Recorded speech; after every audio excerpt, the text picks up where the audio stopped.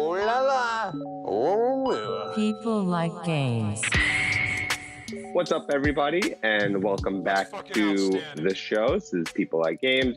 Today, I have on a very cool, very special guest. I have on the art and game director for one of my favorite games of the past year, Pode, and one of the CEO, I believe, of Henchman&Goon. That's right. Yep. Nice to have you on the show, Yngvill. Thank you, Ahmad. Nice to be here. I have been a fan of your game for quite some time. I actually ended up discovering it with my girlfriend while we were looking for co-op games to play. And on the Nintendo Switch, there are not a lot of options that aren't sort of prototypical, and Pode really stands out, something really unique. And I'm excited to talk about that. But before we do, I have to ask you, what was the last game that you were playing? I'm currently actually playing Bugsnax with my son, which is another pretty cool game out there. Now, I have to ask, is your gaming always family-oriented to try to play games with, say, your son, or do you have a separate set of games for yourself? No, I definitely have a separate set of games for myself. My kids are pretty small still, so there's a lot of stuff I don't want them to play. Mm-hmm. But yeah, no, I like to play a good variety of games. Well, Bugsnax sounds super interesting. So now, I have to say, and actually a funny question that I thought of, do people that you speak to on a day-to-day basis have a potential misunderstanding of how much time you have to play video games as someone who runs a video game company? Oh, definitely. I think a lot of people think that that's all I do. I play games all day. And yeah, most people get pretty kind of surprised when you say that. Well, making games, it doesn't leave a lot of room to actually play them. So it's always hard to explain. They're like, so you must just be playing video games all the time. You're like, sure, something like that. Yeah. I try to kind of spend half an hour in the beginning of the day just playing something just for research or out of curiosity, but it always kind of ends up being the thing that gets cut because everything else is more important or feels more important in the moment, so. Absolutely. I mean, I always thought about that through film and television. Do like directors and actors, have the time so much to watch other people's work if you have all that work going on. Yeah. But then and I guess now we're going to keep these questions on the tide. What would be your favorite video game series or game of all time if you have a series? That's easy. It's Myst. Myst. Oh yeah, Myst. All the Myst games. I love them. Maybe I think Riven is my favorite. But yeah, I started playing them in my kind of formative years. So I guess it kind of just stuck there as the kind of epiphany of what a video game should be. I was going to say that's been our most unique answer. These answers end up falling within the, say, half dozen to dozen major franchises that people are more familiar with. Yeah. So then, what is it about then video games? I mean, this will be part of the convo later about the creation Pode, that makes you prefer them to other mediums rather than, say, television or film. What about I love television and film as well. I'm a consumer of multiple media, but I think with games it's just it's just it lets you participate in a much bigger way than every other media, really. And I really just enjoy kind of doing things instead of being the backseat driver to a story and getting to explore and make choices. And it feels like you're kind of, just being in the story. And I always loved a good mystery. So kind of solving mysteries and doing puzzles and all of that stuff is just 100%. A lot of fun. That inspiration definitely finds itself in Pode. I had some troubles with the puzzle. I'm not as puzzle oriented, but now because of the interactivity, I feel like it sort of creates for gaming a different subset of memories or associations in, say, like movies or televisions. What would you say is sort of the most sentimental memory you have of gaming? Is it, say, playing Bugsnax with your son, or is it sort of discovering Myst? or is it something in between? I have a lot of good gaming memories, but I think for sentimental, I would have to say I actually met my husband playing World of Warcraft. So Oh, very cool. That's awesome. Was it in a guild? Questing in Stranglethorn Vale with my husband would be kind of the most sentimental, romantic thing. It's a game. People don't understand. It's a gamer's world. That's how we discovered Pode. You know, my girlfriend and I were looking for co-op games to play that weren't, say, shooting games or, say, a bit more oriented towards a certain type of action adventure. Yeah. And I guess now that's occurring because as gaming is becoming much more popular, we're starting to see an expansion of the type of person who would be considered a gamer, maybe by definition, even if it wasn't always the case. So before we now move over to some questions about Pode and the games that you guys are working on there, to you, what is the definition of a gamer? It's just, I think, a gamer. It's just a person who likes games and plays games. I don't think we have to be more kind of specific than that, really. It's, yeah. Is anybody who plays or likes games? That's pretty much what we say. I think it's always worth asking, especially now with the advent of sort of mobile gaming and a more casual type of gamer, you know. Yeah. It's worth always asking. But now we're going to shift the combo a little bit over to Pode, which came out in 2019. It is a independent studio, Henchman&Goon, that you run. That was able to release this first initially for PlayStation, and then it was followed up onto the Nintendo Switch. What was the inspiration behind creating the game? You know, from the initial set. So when you started, you guys sat down. It's always an evolving process. But what was the sort of 2-3 primary things you wanted to convey or create in the game? Well, I'd had the idea, the base idea for Pode for quite some time already. Mm-hmm. But we started making this after I had my son, my first child. And one of the things that I tried to do was to kind of find games that I wanted to play with him, that he could play and enjoy, and I could enjoy them as well.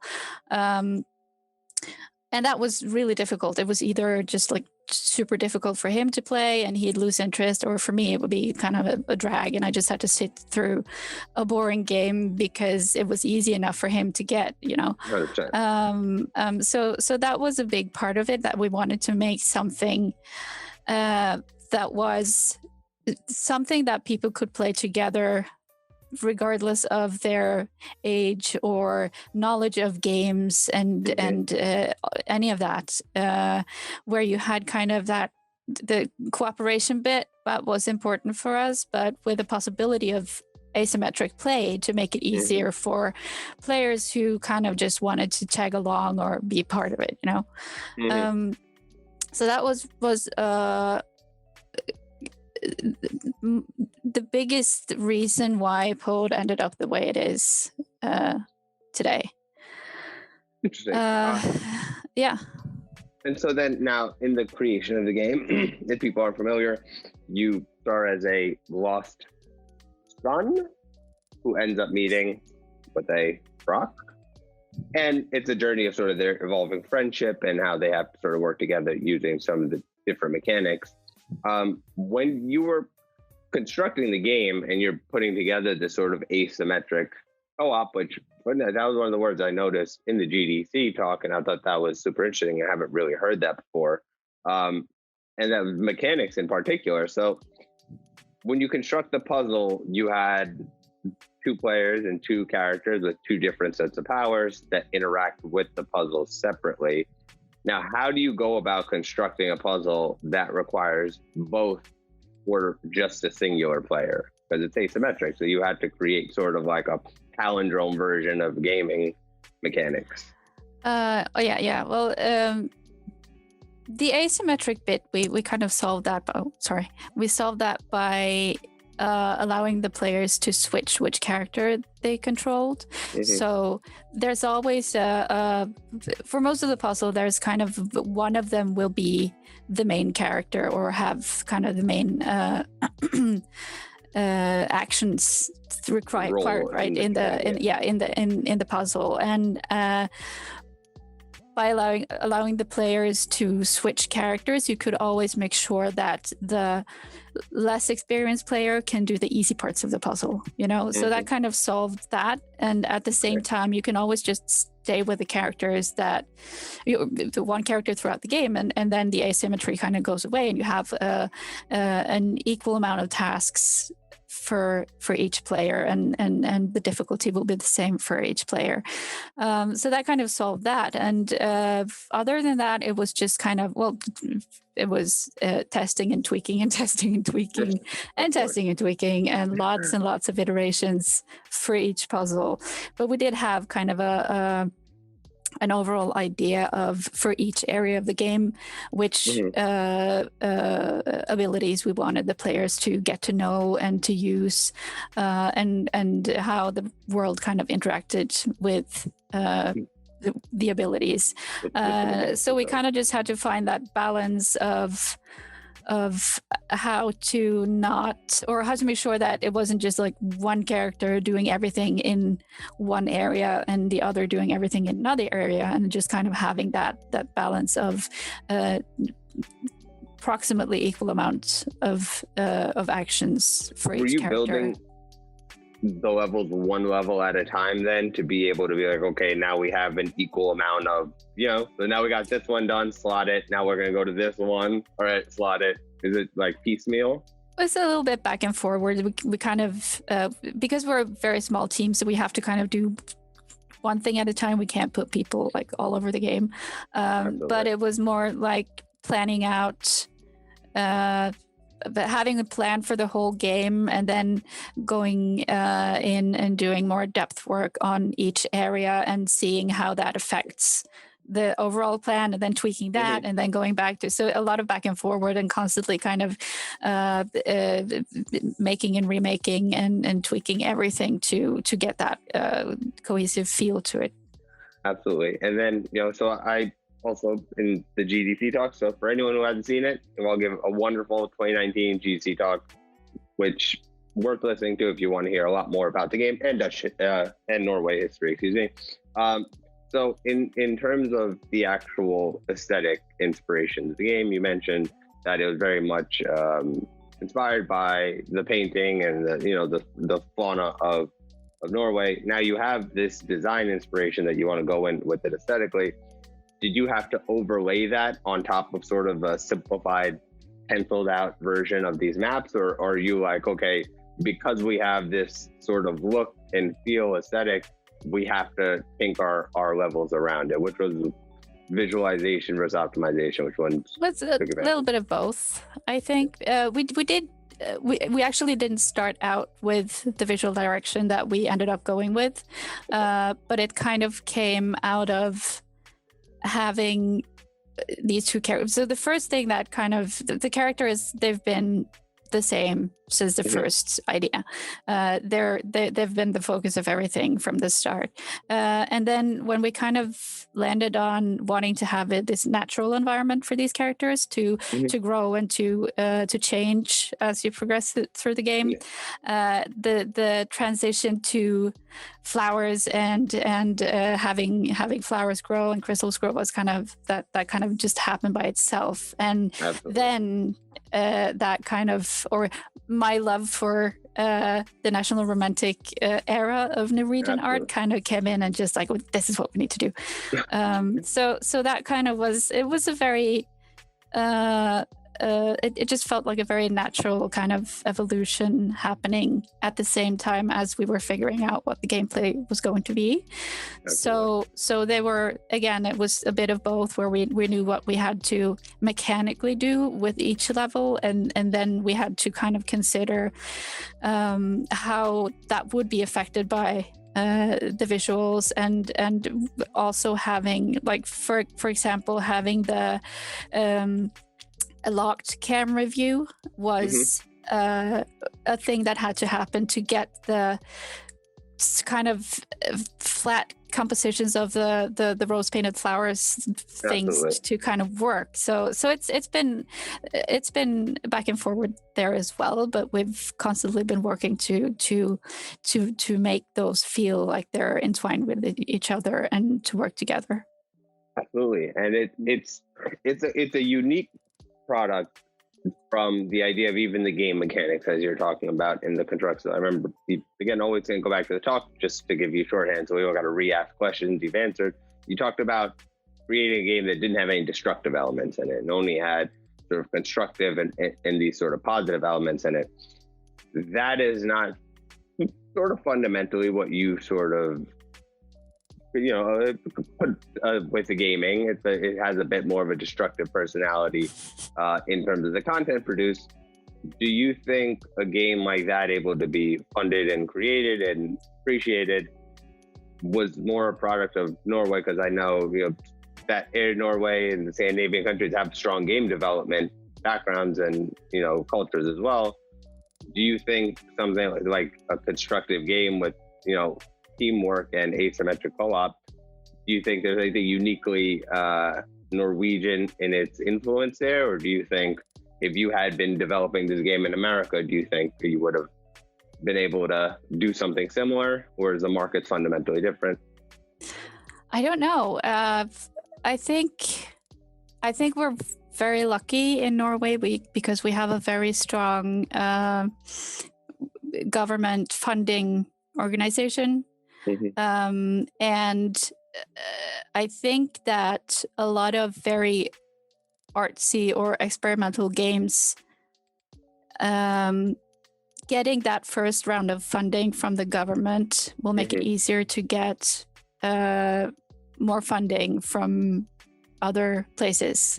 But yeah, I definitely think that it's easier to start making or to get to a certain point with an art-heavy experimental game in Norway because of that. Because one of the guidelines of the government funding organization is it's going to have kind of it's from the culture Department of Culture, so it's important output. That the art and cultural aspect of it is kind of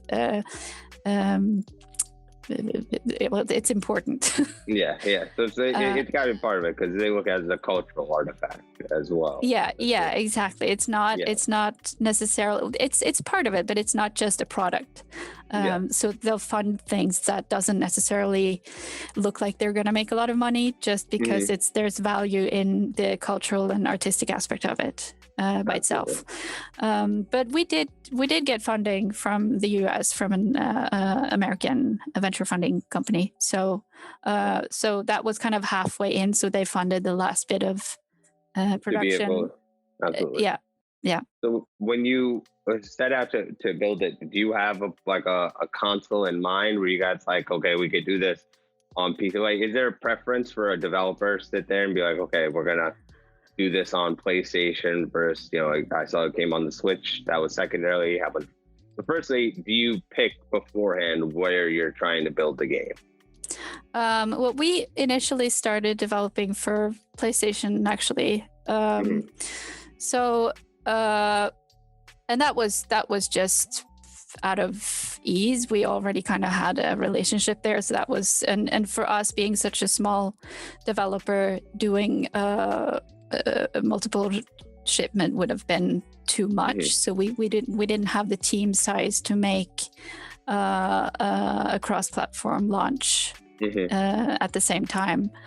But then the Nintendo Switch came out actually in the middle of development, and it just felt like this was made for Pode, Yeah, 100%. Yeah, and then we ended up going on a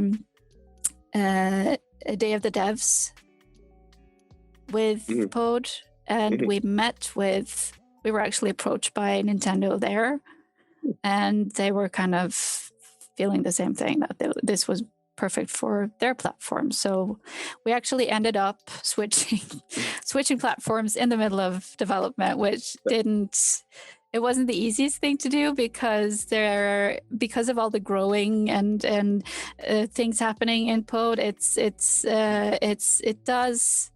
It is kind of performance heavy, even if it's not. It doesn't necessarily look like it, you know. It does look like it, you know. It's very crisp graphic. It's very beautiful visually. It's the first striking thing that you can really tell.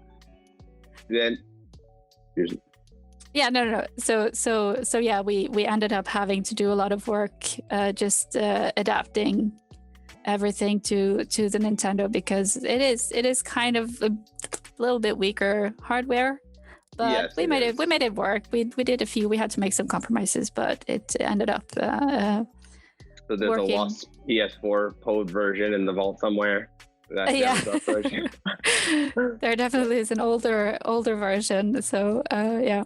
Did you have to abandon any sort of mechanics or anything foundational or structural in the Switch, or did you just have to basically do the optimization requirement? No, it was mostly the optimization. We had to like, there were more plants to begin with. There was more stuff, and we kind of had to scale back. But I think that ended up making it better. It was just it just felt more crisp at the end of that work. So it was all for the better, I think. But yeah, cutting stuff, that happens throughout anyway. So 100%. I mean, it's always that's why even someone would say, like, how did it come about? And it's always hard to explain it in a sort of clean, sort of condensed timeline where you're like, well, it was here, but you got to backtrack. And so exactly, this is the story. Is that famous, squiggly line that just how to make something, and you see this expectation straight line, and it's just like, this is what it's like this. Always. And so actually that is going to be fun, because we've been talking about sort of the development and the mechanics. Now the business side, because we're talking about the difficulties of this. So I'm pretty sure the average gamer is not aware of any of the actual economic realities and difficulties of being an independent game studio and developer. So I guess number one, what is the most difficult part as an independent studio with a smaller team to trying to break into or get the game in front of people, right? So you have this amazing, incredible product. You have this basic set of outlets and sort of gaming publication, et cetera, that you can work with. Now, how do you build an audience or momentum on top of that? Or is it literally just like that, like, okay, go? Well, I think it's really difficult, because it's kind of, there is no one recipe for being noticed or for getting exposure. Money is definitely part of it, because you can have, I mean, if you have an enormous marketing budget, you can get in front of people, or getting in the right channels to get in front of the right people, and all that stuff. And it's kind of, you can always buy. You always buy exposure, but that's one of the issues as an independent developer, and especially for us as an unknown, fresh independent developer, is that it's really difficult to kind of get that funding and get enough of it. And most of the funding goes straight into developing the game, so you're kind of left with a kind of stripped down marketing budget and trying to make plans with the little knowledge that you have. And we were lucky enough to have a dedicated marketing person on our team at the time, but that was because we were able to get an investor in at the end there, that we were able to hire a marketing person to do all that stuff, and that definitely helped us. But it's just so difficult. Absolutely. And there's so many good games out there as well that doesn't get noticed, and it's just kind of, I don't know. Yeah, so I was gonna say the discover. That's why, because I was gonna say, I don't want you to have to say anything bad about the industry, but I would say discoverability is a major difficulty, especially when it comes to independent games, and just, I guess, the massive amount that are coming in. Yeah. But another one, which I'm going to say, feel free to just plead the fifth on any of these, or just say pass if you don't want to answer. The economics of it does bring me over to a lawsuit happening in gaming between Epic Games and Apple, arguing over the percentage that the Apple Store takes and Google Play takes from game developers. So Pode is not on mobile. Pode does not have... Is Pode coming on mobile? Not as is. We don't have any plans for that, but who knows what the future may bring.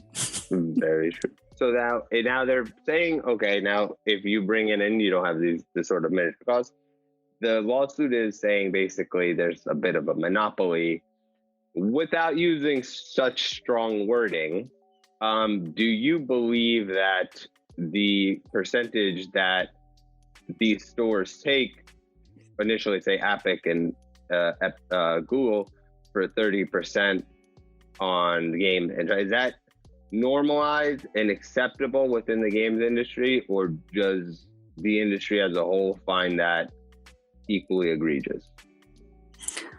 I think at least most developer thinks it's an unfair percentage. That's a better word. Which is not at all difficult to understand or explain or anything. Of course. I mean, any monopoly is bad for any industry and consumers as well. It's just not a good it's not a good way to do. Well, it's a good way to do business for the people who have the monopoly, but not for anyone else, Exactly. And it does definitely put a strain on developers, because it costs a lot of money to make a video game, even a small one, even when you have a tiny team. It's like excruciating amounts of money that you have to find beforehand, right? Before you make any of that back or start selling anything. And it's chicken and egg. Yeah. And it's definitely one of those things that will kill a studio if you don't have a reasonable success with what you make, right? So yeah, I don't think it's a secret for anyone that percentage is something that any developer or publisher would want to go down, and to a fair place. It's not because they do provide a service. We need them to be there, but it also needs to be kind of in a place where it doesn't kill off good studios and good games.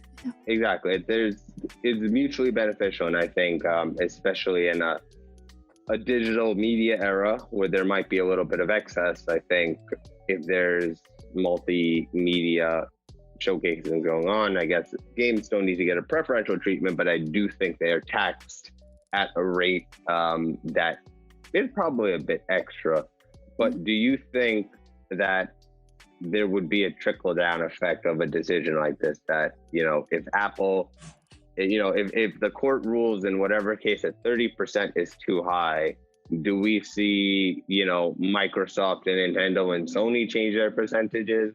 And now suddenly we'll see an increase in the lifespan of game developers? Or is it a little bit like, okay, this is a great first step, but there's still parts of this industry in this space that are sort of, if not fundamentally broken, a little bit structurally unideal? Well, I think it's a little difficult to say, because if the decision is that it's just the percentage is too high and it needs to be lower, that of course that scales, so that's going to affect anyone with a product. But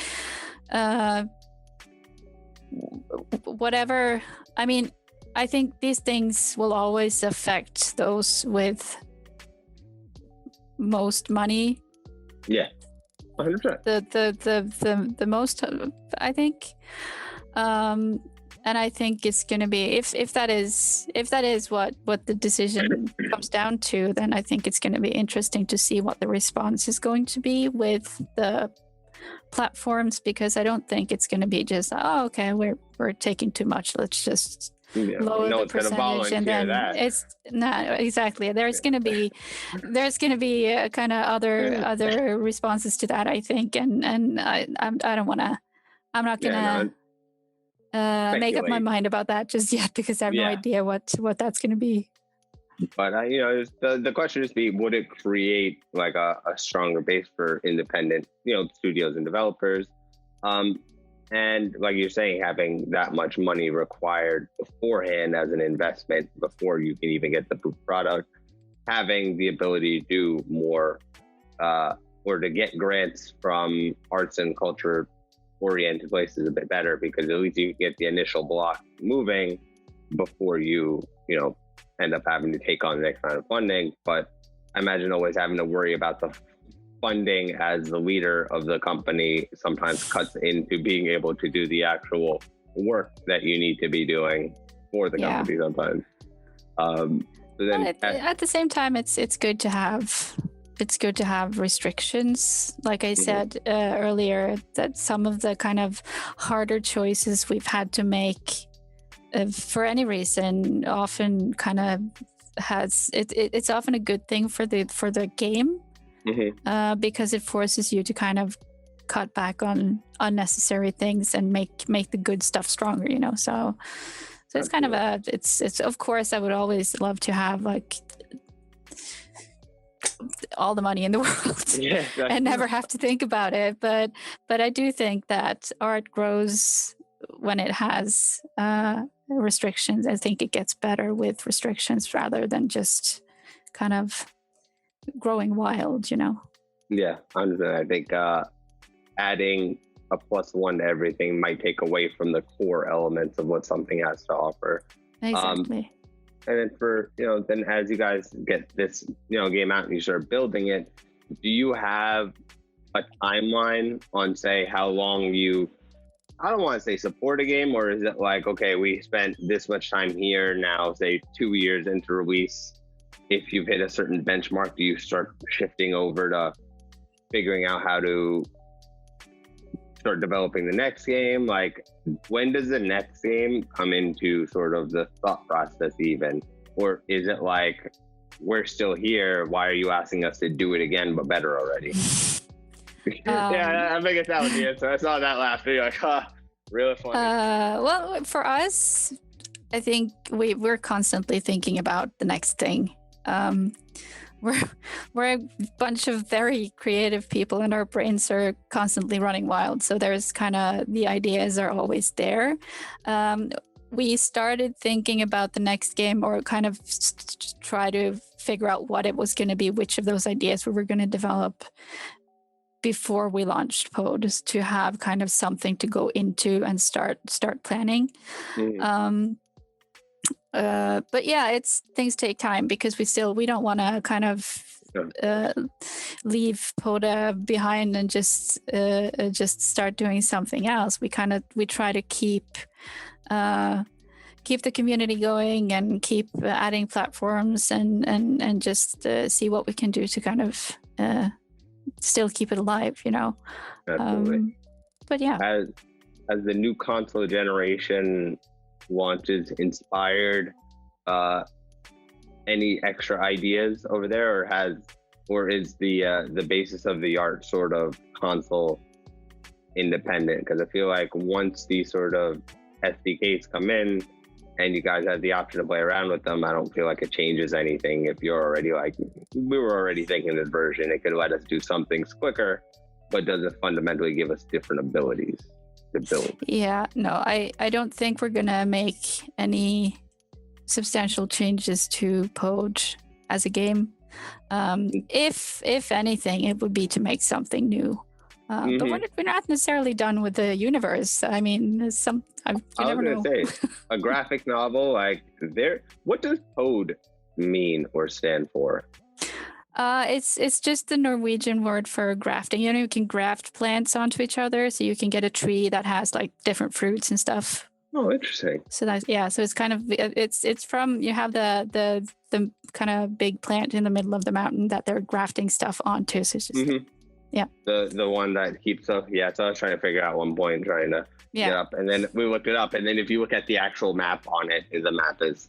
So that was a great guide. If you press start, you could see how many levels you finished by it being highlighted. But I discovered that a little bit later than normal. But now I guess going on to a couple of these last questions, because I know you got to get out soon, and I've already taken a lot of your time. But what was the single mechanic that you guys executed in Pode that everybody was the most excited for? So what did everyone sort of just have to bang their head on and then eventually solve? I think I have an idea of what it was from your previous convo, but I'm going to let you answer it. Mostly things went pretty. I mean, there's always any mechanic or anything that you implement has challenges, but most of there was nothing that wasn't kind of. We have no idea how to do this, and we just need to figure it out. But it was, I mean, the growing or the grass specifically. That's what I was going to I feel so silly every time I give that answer, because it's like out of this whole game, it's just like, we made grass grow. And it's just like, we've spent so much time just kind of testing the grass, because I just have to check how it looks when I run around, and just like you just run around in the grass and twirl and dance and hide and stuff like that. So that was kind of our, I don't know, it's our kind of thing that everybody's still just like, you remember that grass though when that worked? that's exactly what I said. Everyone look at every other mechanic, and I heard you say the grass looks so fake on the other side, but you can't see it because of the camera. I was like, all right, that makes sense now. It's just like they're flat, and they're just like the 3D is painted, and it's just like close up is really, really bad. And we had some really silly kind of glitches happening with it in the beginning. So you'll have, like, when you're moving in it, we had grass that was going in, kind of growing to be like 6 feet tall and moving in every direction. Is a lot of fun. But when it worked, it was just like, yeah. Well, and that's what it is. It's usually the thing that's everywhere and most obvious, and you're like, oh man, love that. I know the exact feeling. See the big painting you see in the corner, you're like, yeah, I remember that one. Yeah. And it was the same when we were testing it on people. Everybody was just like, oh, look at the grass though, and people were just like spending a lot of time running around in the grass and just having fun playing, and that was kind of it just felt so good. It was made, cause, like, even for myself, like I was coming in from playing Hades actually, and so the sort of juxtaposition of the speed of the game and but the game pulls you into the pace, and I thought something like the grass, these little things, end up just sort of perfectly meshing in there. Hilarious, the grass. But now I'll let you go with this one final question that we do like to ask all of our guests. If you could take any single book, comic, movie, novel, graphic novel, etc., and have it adapted into a video game, what would yours be? Mm-hmm. We should usually give people more of a heads up on this question, but I like to drop it on people. That is so difficult. So we've had, someone said Ed, and Eddie was one of the answers, Ed, and Eddie Simulator. The mayor of Miami said a civic election simulator, which I was like, all right, fine. I'll let you go with that one. I don't know. I think I'd want, the movie The Cell. The Cell? The Cell with it's pretty old. It's from like the early 2000s, I think. It's just what's the singer? She's Jesus. We're gonna find this, guys. Don't you worry. Super famous actors that I should remember the names of, but I can't. Jennifer Lopez. Yes. Yes, now I remember this. Yeah. I think that movie made into a game would be my thing. Very interesting. Hey, Vince Vaughn's in this movie too? And 90s, 2000s was a crazy time. Yeah. Wonderfully right, so, crazy time. Seriously, we're actually talking about this. The campiness of the visuals and the over the topness, because we were talking about Batman and Robin the other day, and I was like, yeah, it'd be funny. But no, I'm just actually looking at this picture. Right, Vincent D'Onofrio, he's on this too. Wow, so funny how everybody has been around. They're just movie stuff, but beyond that, now for you and for Henchman&Goon, you guys have any new projects coming up in the near future? You guys just working on what you have and sort of move forward? Anything to expect? I can't talk about any of it. We'll find out maybe one day in the future, but maybe soon there will be some announcements. But where can people find you, Pode, and Henchman&Goon? I think we're most active on Twitter. At Pode, Twitter? At Pode Game and at Henchman&Goon. But we're also on Instagram and Facebook, and we have a newsletter people can sign up to on our website, which is podegame.com. Okay. Yeah. And so everybody, go download Pode, PlayStation, Nintendo Switch, not Steam. On mobile yet. Steam, Epic Game Store? Not yet. Steam. Exactly. All right, guys. Yngvill, thank you very much. I had a great time. Thanks for chatting. And best of luck to you. I hope if you find some time in the future to have you back on and discuss whatever that next project is going to be. I would absolutely love to. Look very much forward to it. All right, Yngvill. Have a great one, and thank you again. You too. Bye. Bye-bye.